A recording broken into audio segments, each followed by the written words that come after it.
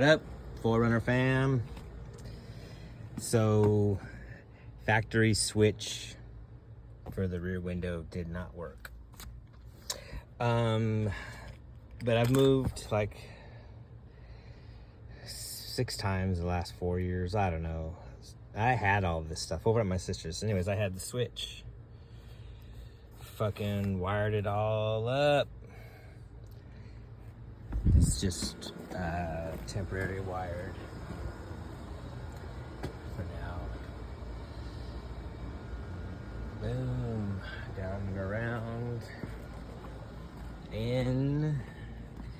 Power. Boom. Switch. Down.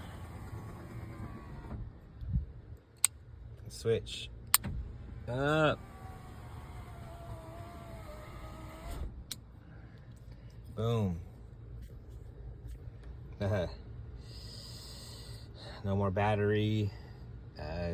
DeWalt battery. All that bullshit. I got it to work. Tomorrow, the next day, I'll clean up all the wiring and get it back together. Alright then, late.